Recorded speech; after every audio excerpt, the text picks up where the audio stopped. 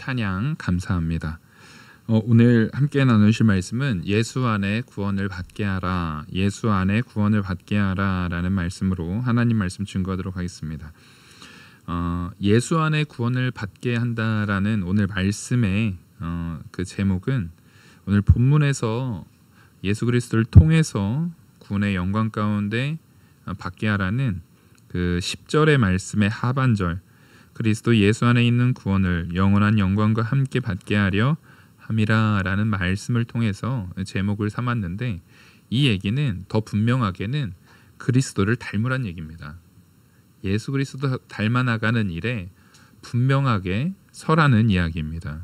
그래서 오늘 본문은 바울은 그리스도께서 어떠한 본을 보이셨는가, 성도인 우리에게 어떠한 본으로 보여주셨는가를 소개하면서 다른 모든 이들에게 예수 그리스도 안에 있게 하라는 거예요. 우리의 본이 되시고 우리의 구원의 주가 되시는 그 예수 그리스도 안에 있어 그 안에서 참된 구원을 얻으라는 것이 오늘 말씀의 이제 주된 내용입니다. 다시 말해서 예수 그리스도야말로 모든 성도들의 가장 위대하고 훌륭한 모델이라는 겁니다. 예수 그리스도를 닮아야 된다라는 것은 아무리 말씀드려도 아무리 강조해도 부족합니다. 예수님을 닮아야 합니다. 예수님이야말로 우리의 모델이, 우리의 모범이 되시기 때문에 그렇습니다. 그래서 여기서 우리는 예수 그리스도를 닮는 일에 있어서 예수 그리스도의 영광, 예수 그리스도의 좋은 것, 예수 그리스도의 겉으로 드러난 존경받는 그런 것만 본받는 것이 아니라 예수 그리스도의 십자가의 고난에 참여해야 됨을 오늘 말씀 속에서 바울은 우리에게 선포하고 있다라는 것입니다. 우리는 예수 그리스도의 종으로서 예수 그리스도께서 죽은 자 가운데에서 부활하신 것을 기억해야 합니다. 근데 예수님이 왜 죽으셨냐는 거예요. 우리의 죄 때문에, 나의 죄 때문에 그 십자가의 모든 수모와 고난과 괴로움을 직접 다 담당하시고 죽으셨음을 기억하라는 겁니다.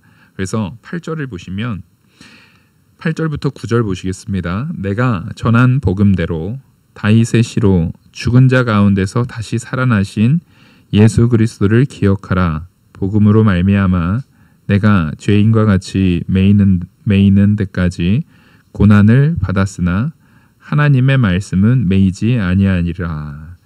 먼저 다윗이 지금 강조하고 있는 것은 자신이 비록 고난을 당했다 할지라도 이것이 부끄러운 고난이 아니고 예수 그리스도의 십자가의 보혈의 고난에 참여한 고난일 뿐만 아니라 자기가 감옥에 매여 있다고 해서 예수 그리스도의 복음의 사역이 함께 묶여 있는 것이 아니라는 것입니다. 하나님께서는 바울이 매여 있다 할지라도 그 복음은 생명력이 있고 운동력이 있어서 그 나머지 다른 사역자들을 통해서도 혹은 모든 사역자가 다 갇힌다 할지라도 하나님께서 능히 그 사역을 감당하신다라는 것입니다. 그래서 우리는 하나님 예수 그리스도께서 사망을 이기신 분이시다라는 것을 분명하게 믿어야 돼요. 오늘 본문의 말씀처럼 예수님께서는요, 죽은 자 가운데서 부활하신 분임을 기억하라는 거예요. 사망을 이기신 분입니다. 참된 승리는 예수님에게밖에 없습니다. 우리는요, 무언가 사역이 막히는 것 같고 정말 교회가 요즘에 힘을 못 쓰는 것 같고 전도도 잘 안 되는 것 같고 교회가 이제 침체되고 전 세계가 다 마찬가지예요. 유럽 같은 경우는 벌써 이 교회의 평균 연령이 60이 넘어지는 벌써 수십 년이 지났습니다. 지금은 그 막 관광지가 되는 큰 교회들 있잖아요. 그러니까 관광지가 될 정도로 큰 교회. 원래 한참 스펄전 목사님이 막 설교하시던 그 시절 같은 데면은 막 수천 명이 한 번에 예배드릴 수 있는 그런 교회에 이제 70대 뭐 장수 시대다 그러니까 7, 80대 한 서너 명 앉아 있다고 합니다. 예배 시간에. 그러니까 딱 보면 안 돼요. 예배드리러 온 자와 밖에는 관광 온 사람들이 막 북새통을 이루는데 정작 그 많은 사람들이 잠깐 들어와서 예배 드릴 수도 있을 것 같은데요, 예배 안 드린다는 거예요. 정작 예배 시간에는 연세 많으신 노인분들만 4-5명, 3-4명, 4-5명 이렇게 있답니다. 여러분, 이게 지금 한국도 그렇게 되어가고 있는 것이 뭐 설명하지 않아도 분명하게 보여집니다. 근데 이게 과연 성도인 우리가 그 책임에서 자유로울 수 있는지 돌이켜봐야 합니다. 그 성도들이 내가 예수 그리스도를 믿는 믿음 안에 온전히 섰다면 먼저 자신이 바로 섰을 것이고 그 자녀를 바로 세웠을 것인데, 교회의 가장 큰 문제점은요, 안 믿는 사람을 전도하지 못하는 것보다 믿음의 가정을 온전히 세우지 못하는 데에 있습니다. 내 자녀를 믿음 안으로 온전히 세우지 못하고 내 가족을 믿음 안으로 온전히 세우지 못하는 데에 가장 큰 문제점이 있다라는 것입니다. 근데 요즘엔 오히려요, 미국에 우리가 흔히 과거에도 말했던 그 바이블 벨트라고 말하는 미국에 아직도 그 백인들만 거의 모여 사는 그 지역에 신앙 중심으로 사는 그 지역들이 있어요. 많이 뭐 보통은 농사 짓는 지역이기도 하고, 거기에 뭐 미국 같은 데는 농사도 우리처럼 이렇게 소규모로 짓는 게 아니라 거부들이에요. 근데 이제 그런 지역들의 교회는 요즘에 아주 부흥되고 있다라는 소식을 듣고 있습니다. 참 특별한 일이죠. 이게 뭐 한 80년대, 70년대 일이 아니에요. 미국의 70년대, 80년대, 90년대는 그 바이블 벨트에서도 성도들이 다 떨어져 나간다라고 한참 뉴스가 나왔거든요. 근데 지금 오히려 거기에 부흥이 막 일어나고 있다라는 거예요. 그리고 도시교회 안에서도요, 미국의 도시교회 안에서도 부흥이 막 일어나고 있다는 겁니다. 희한해요. 왜 그러냐면 미국 사회가 녹록지가 않아요. 미국이라는 사회가 살기가 그게 쉽지가 않답니다. 우리는 미국 하지만 미국에서 사는 사람이 그 정도의 열심을 가지고 한국에서 살면 훨씬 잘 살 거래요. 그만큼 미국에서 사는 삶도 녹록지가 않은가 봐요. 근데 그때에 이 자녀들의 상한 심령을 그 부모들이 잘 이끈 겁니다. 그리고 영적 지도자들이 잘 이끌었어요. 제일 중요한 것은 가족이 그 가족을 잘 이끌었어요. 그때에 먼저 변화시킨 게요, 이제 지금 돌아가시는 할머니 할아버지들이 자기 손자들을 변화시킨 거예요. 순서가 되게 참 특별해요. 손자들 손녀들을 변화를 시켰더니 그 손자 손녀들이 참된 믿음 안으로 들어오고 그걸 통해서 힘들어하는 부모들을 또 전도하는 거예요. 그러니까 거꾸로 된 거죠. 그 부모 세대가 80년대, 90년대에 다 교회를 떠났던 부모 세대들이요, 그 앞 자기 부모 세대였던 그 할머니 할아버지가 그 80년대, 90년대에 교회를 떠났던 자들의 자녀들을 온전히 믿음으로 케어하고 믿음으로 붙들어서 이들이 역으로 부모를 다시금 살리고 또 자기들이 이제 그 자녀를 살려서 뭐 교회들이 막 부흥이 되는 거예요. 또 한국도 마찬가지입니다. 한국 사람들이 이제 미국이나 캐나다에 가면 그 한인 교회에 자녀들을 많이 낳아요. 자녀들을 많이 낳아서 그 자녀들을 통해서 교회가 북적북적합니다. 자녀들이 북적북적해요. 그런 모습들을 봤을 때 성도인 우리가 제일 먼저 붙들어야 되는 것은 하나님이 살아계심을 내 가족에게 전하는 일이에요. 내 자녀에게, 내 사랑하는 이에게 온전히 전해서 그들에게 세우는 일을 우리가 힘써 해야 합니다. 여러분, 이거 쉬운 일이 아니에요. 결과론적으로 어디가 그랬다더라라고 제가 아주 단편적으로 말한 거지, 그 과정이 30-40년의 시간이 흘렀던 과정이었어요. 그리고 그 과정 속에서 그 복음을 전하던 이미 돌아가신 할머니 할아버지들, 그리고 다시금 그들을 통해서 복음으로 붙들려서 부모를 전도하고 그 신앙의 호주가 이제는 자녀가 된 거죠. 그 자녀, 신앙의 호주로서 가정을 세우려는 그 일들은 아마 어떤 일보다도 어려웠을 겁니다. 괴로웠을 겁니다. 고통스러웠을 겁니다. 누구와 마찬가지냐면 지금 감옥에 갇힌 바울과 마찬가지였을 거예요. 바울이 지금 얼마나 고통 가운데 있습니까? 자기는요, 예수 그리스도를 전하는 일을 위해서 감옥에 갇혔어요. 자기는 매여 있어요. 근데 그 매여 있는 상황에서도 자기가 붙들려서 괴로운 과정 가운데에서도 바울이 항상 하는 말이 뭐냐면은요, 자기의 형제들, 먼저는 유대인이고 그리고 헬라인이라고 말하는 그 복음의 형제들을 향해서 빚진 마음을 가지고 그들에게 예수 그리스도를 전하는 일을 위해서 애씁니다. 죽기까지 애를 씁니다. 힘써 애를 써서 강의 위험, 강도의 위험, 매를 여러 번 맞는 그런 환난, 사실 여러 번 죽었어도 이상할 것이 없을, 진작에 죽었어도 이상할 것이 없을 그 상황에서도 끝까지 포기하지 않습니다. 여러분, 우리는 그런 성도가 필요한 거예요. 그 마음가짐을 가지고 모든 시간들을 기도하는 일에, 말씀 증거하는 일에, 정말 하나님 앞에 거룩하게 서는 그 일에 내가 얼마나 투신되었고 내가 얼마나 애쓰고 내가 얼마나 힘쓰고 있는가를 우리가 돌이켜 봐야 된다는 것입니다. 이 바울은 지금 그들에게 딱 하나를 전하고 있는 거예요. 예수 그리스도를 전하고 있는 겁니다. 여러분, 우리는요, 입술에서요, 예수 그리스도가 떨어지면 안 돼요. 습관처럼이라도 정말 예수 그리스도가 떨어지면 안 돼요. 집안에 찬양이 울려 퍼지게 해야 되고요. 예수님의 은혜가 내 입술로 언제나 고백돼야 돼요. 집안에서 형제들에게, 자녀에게, 남편에게, 아내에게, 이 사람이 정말 예수님 사랑하는 그 사랑 때문에 이 사람이 온전하게 변하는 모습을 실제로 보여야 한다는 것입니다.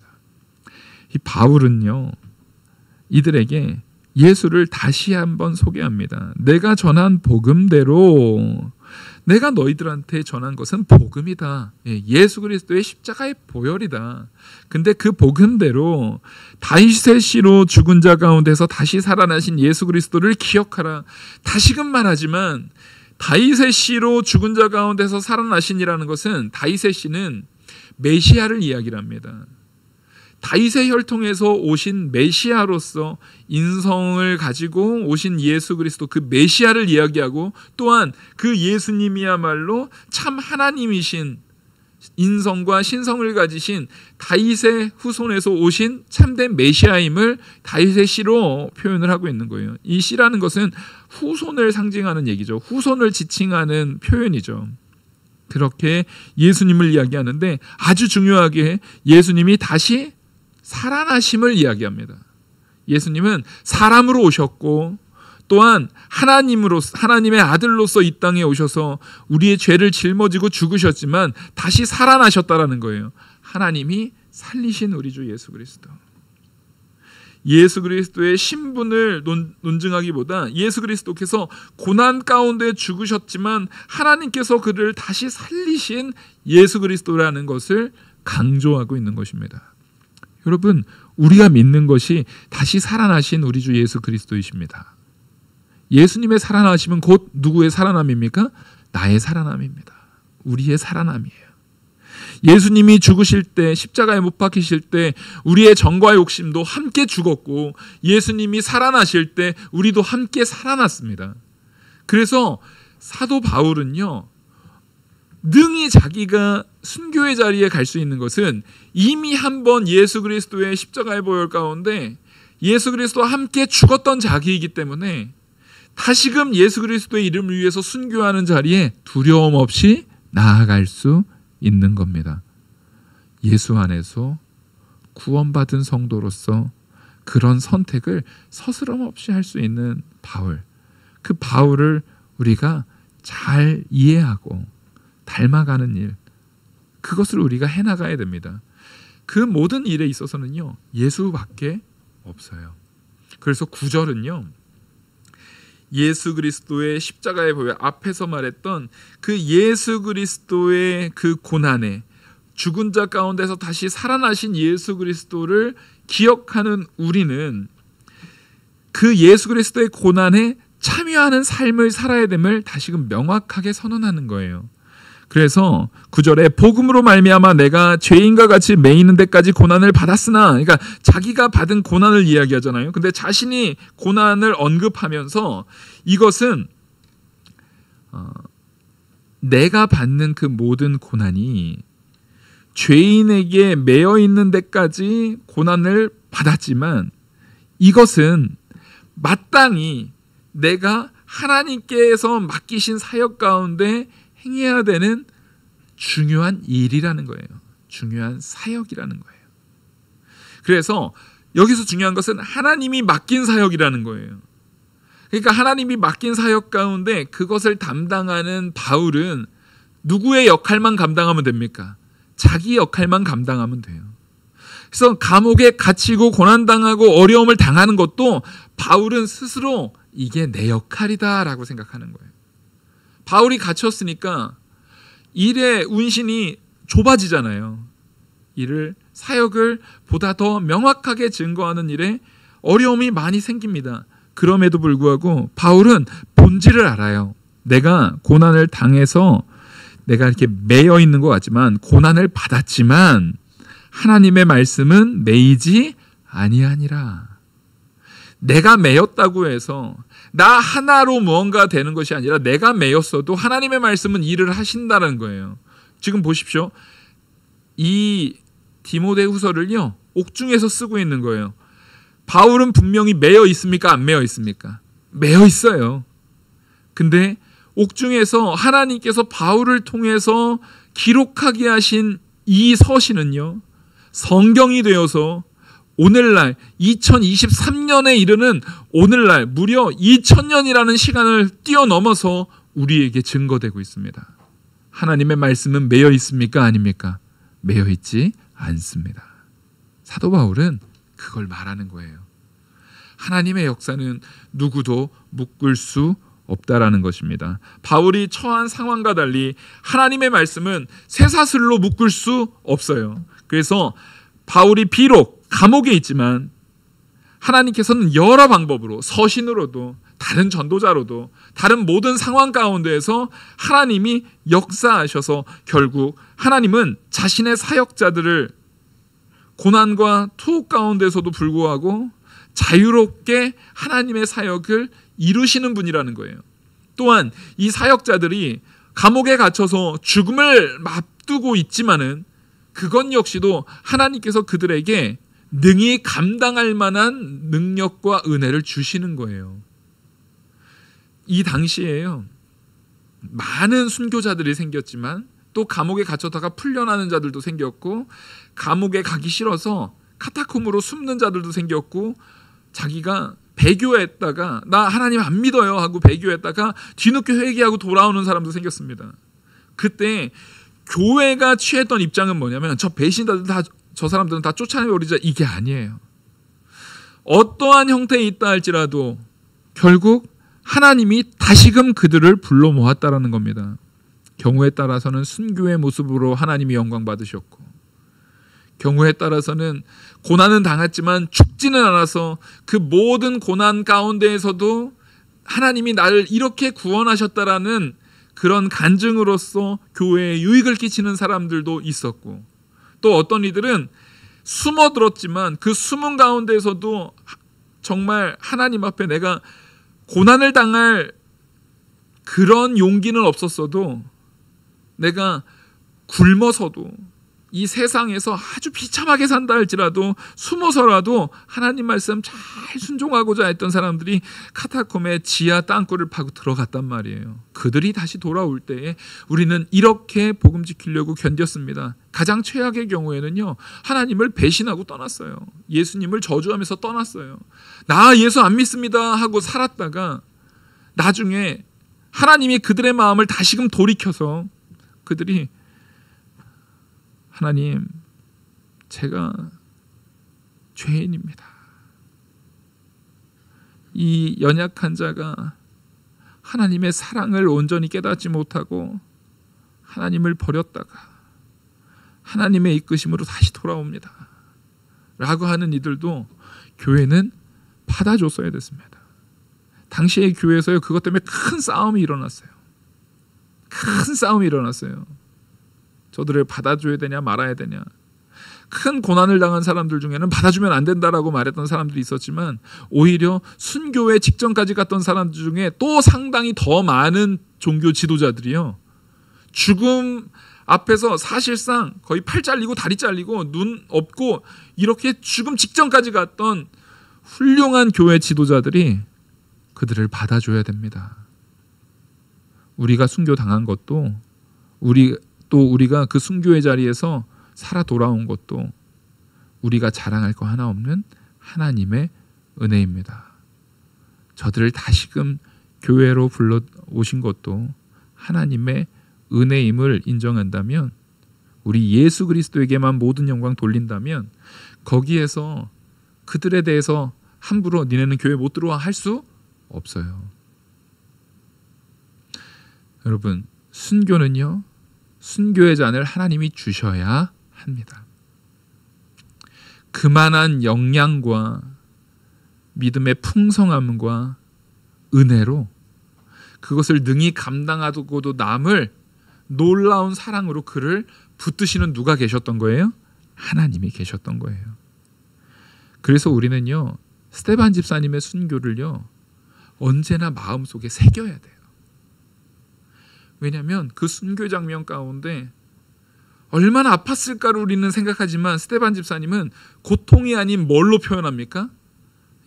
하나님을, 우리 주 예수 그리스도를 바라보는 참된 기쁨으로 그 모든 상황을 표현하고 있어요.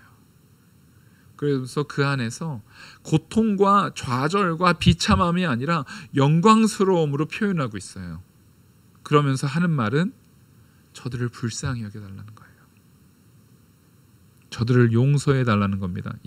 이게 하나님께서 사람마다 그에 따라서 주시는 역량의 차이예요. 우리가 예수 안에 온전히 서야 되는 것은 그런 믿음의 큰 가치를 우리 안에 두어야 되기 때문에 그렇습니다. 믿음으로 무장하시기 바랍니다. 그래서 하나님 보시기에도 다른 사람들 보기에도 정말 멋있는 믿음 쓰는 우리 됐으면 좋겠어요. 참된 진리의 믿음을 훌륭하게 훌륭하게 쓰는, 믿음 쓰는 우리가 되기를 간절히 소망합니다. 또한 이제 10절에서는요, 바울이 그가 기꺼이 고난에 견뎌야 하는 동기가 무엇인지를 설명하고 있어요. 고난받는 거, 누가 고난받는 게 좋습니까? 누가 고난받는 게 좋아요? 어머니들도 아이 젖먹이고 아이를 키울 때 누가 잠자는 거, 그 아이를 키우는 엄마도 바로 얼마 전까지 아가씨였잖아요. 아가씨도 얼마나 잠 많아요. 주말이면 푹 자고 막 잠이 많은 사람들인데, 이제는 그 불과 몇 년 사이에 엄마가 돼서는 그 아이를 위해서 자기의 잠을 포기하고, 또 아시다시피 결혼해서 아기 낳고 나면은요, 미모가 처녀 때에서 확 달라져요. 물론 안 그러시는 분들도 가끔 있더라고요. 근데 거의 이게 확 망가지잖아요. 근데 그 모든 것들을 다 감내하는 거예요. 왜요? 그게 이 아이를 잘 양육하는 것이야말로 내가 젊어서 추구했던 아름다움, 처녀로서 아름다움, 예쁨, 이런 모든 것보다 앞선 동기이기 때문에 그래요. 그 모든 것을 이기는 동기이기 때문에 그래요. 내 아이, 이 아이를 온전히 키우는 일, 그 일을 위해서는 그 많은 것들을 다 포기할 수 있는 거예요. 사도 바울이 기꺼이 자기의 고난을 견딜 때에 그 견뎌야 하는 동기가 우리 주 예수 그리스도에게 있다라는 것을 분명히 선언했다라는 것입니다. 그래서 10절을 보시면, 그러므로 내가 택함 받은 자들을 위하여 모든 것을 참음은 그들도 그리스도 예수 안에 있는 구원을 영원한 영광과 함께 받게 하려 함이라. 예수 그리스도 안에 있는 구원을 그 사람들로 하여금 다 받게 하려고 그랬다라는 거예요. 그래서 그러므로라는 것은 앞에 절을 언급하면서 오는 거죠. 복음의 능력은 매이지 않고 지금도 역사하고 있기 때문에 사도 바울은요, 그 택함 받은 자들을 위해서 내가 능히 고난 받겠다라는 거예요. 고난 받는 것까지 하나님이 역사하시는 역사의 한 방편이기 때문에 그들을 구원하는 일, 예수 그리스도 안에서 구원받게 하는 일을 위해서는, 그 동기를 위해서는 내가 얼마든지 고난 받겠다는 겁니다. 이렇게 그가 하나님의 택한 백성을 위해서 고난을 감내하는 것은요, 그들도 그리스도 예수 안에서 구원받아야 하기 때문에 그렇습니다. 우리는 누가 택한 백성인지 몰라요.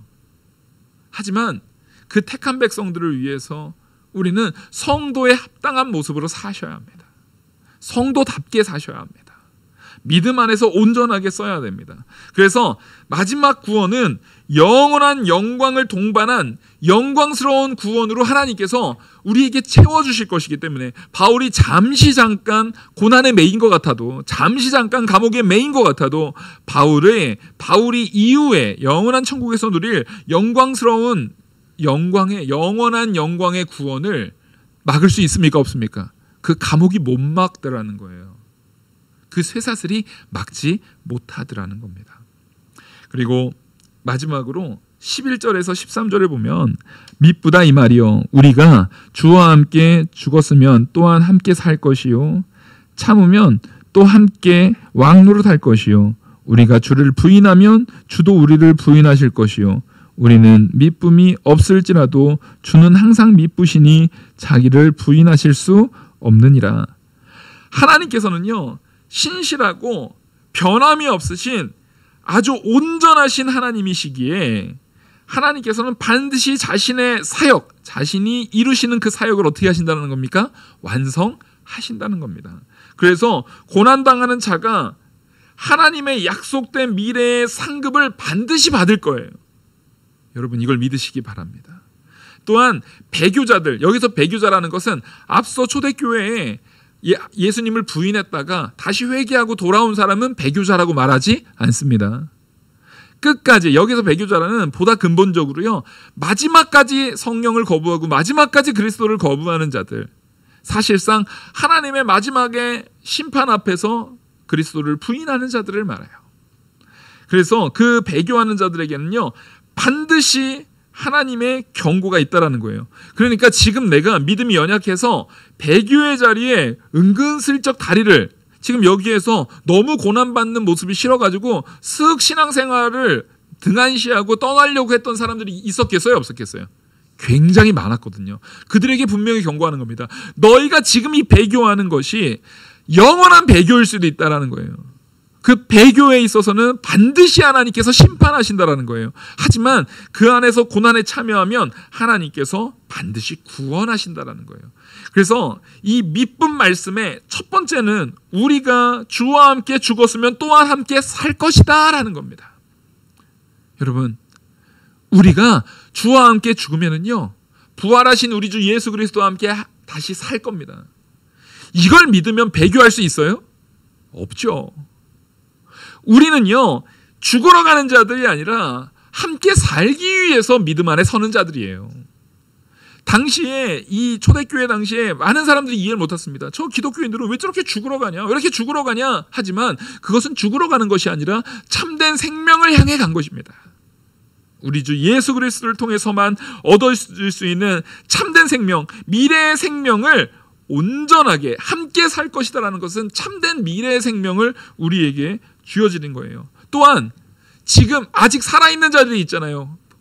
많은 박해를 당했지만 살아있는 그들이 예수 그리스도와 연합됨을 통해서 현재의 생명 또한 하나님께서 살게 하실 것이다. 그래서 살아서 나를 믿는 자는 영원히 죽지 아니할 것이다 라고 말씀하시는 거예요. 또한 그리스도와 함께 옛사람에 대하여 죽은 신자들은 장차 영광스러운 예수 그리스도와 함께 영원한 생명을 얻을 것이다라는 것을 부분적으로 경험하게 해주고 있는 거예요. 이 말씀을 통해서. 또 두 번째, 이 12절의 말씀처럼 두 번째 미쁜 말씀이라는 것은 참으면 또한 함께 왕노릇 할 것이다 라는 말씀이에요.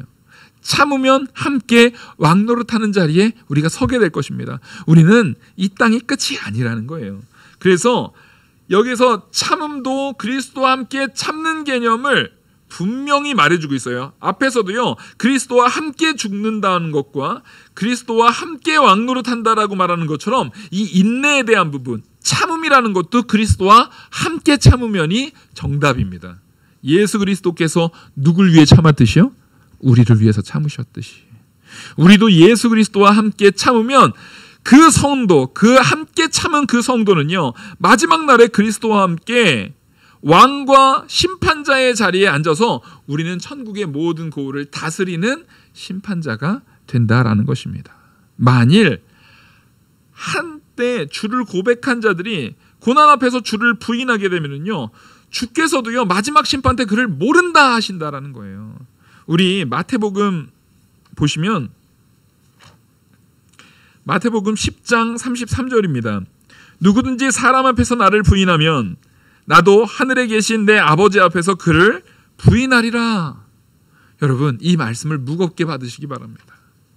하지만 우리가 예수 그리스도와 함께 고난받으면 우리는 장차 예수 그리스도와 함께 그 인내함을 통해서 영원한 왕으로, 그 고울을 다스리는 왕으로서 우리가 서게 된다는 것입니다.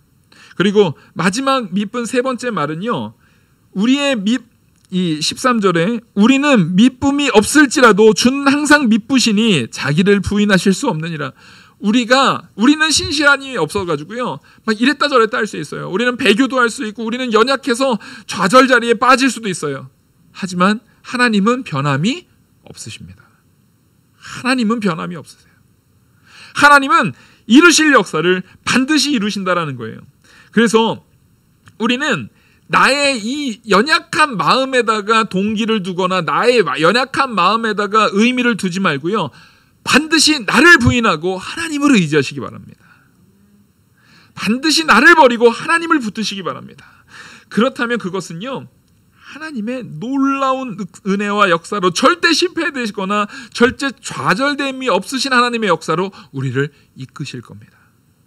그 자리에 우리가 놓여지기를 간절히 바랍니다. 그래서 주는 항상 미쁘시다라는 것은 결국 하나님께서 공의로운 분이시기 때문에 하나님께서는 하나님의 속성에 충실하도록 우리가 신실하지 못한다 할지라도 하나님은 자신의 공의로운 성품으로 우리의 이 연약함을 하나님이 정죄하실 거예요. 우리가 신실하지 못해서 배교하고 좌절 가운데 놓여져 있을 때 하나님께서는 그거에 대해서 그냥 한번 봐줄게 하거나 모른 척 하시지 않고 너 그렇게 하면 안 된다라고 말하신다라는 거예요. 너 믿음 써야 된다. 너 믿음 안에 온전히 서야 된다. 분명한 승리는 나에게 있는데 네가 지금 조금만 견뎌내면, 조금만 이겨내면 예수 그리스도의 참된 승리 안에 함께 머물 수 있는데 네가 그것을 놓치면 안 된다. 분명하게 우리에게 말씀해 주고 계시다라는 거예요. 그래서 우리는 바울은 고난 앞에서 그리스도께 충성하지 못하고 그를 부인하는 신자들에게 이 마지막 세 번째 미쁘신 말씀을 통해서 엄중히 경고하는 거예요.